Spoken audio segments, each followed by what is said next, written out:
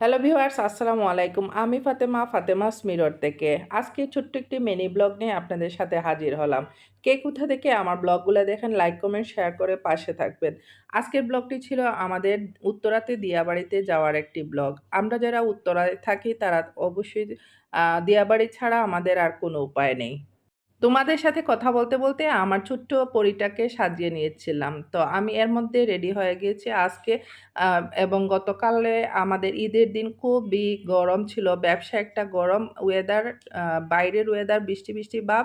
কিন্তু বৃষ্টি হচ্ছে না আর এদিকে হচ্ছে গিয়ে প্রচণ্ড গরম ছিল। তো যাওয়ার আগে আমি আমার বাসা, আমার রুমটা আমি গুছিয়ে যাই যেখানেই যাই।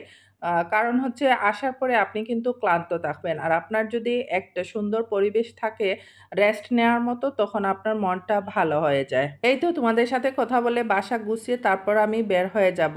এদিকে আবার একটু আম সকালে নাস্তা খাইছি লেইটে আর দুপুরে ভাত খাই নাই। আর এখন হচ্ছে যাওয়ার সময় আমার বড় মেয়ে ১ কাপ কফি দিছে। কফি খেয়ে সুপারি একটু মুখে দিছি কালো জিরা দিয়ে। এটাই চাবাচ্ছিলাম আরকি।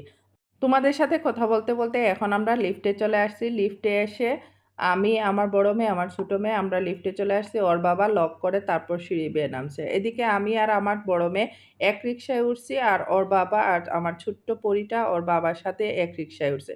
এই তো যাওয়ার সময় বিমান দেখা যাচ্ছে দিয়াবাড়িতে যাব আর বিমান পাবেন না এটা হয় না। দিয়াবাড়িতে গিয়ে একটু মেয়েদের সাথে হাঁটাহাঁটি করলাম। ভাল লাগলো কিছুক্ষণ। অনেক শান্ত পরিবেশ ছিল কিন্তু মানুষের ভিড় কিন্তু কম ছিল না। আল্লাহ হাফিজ।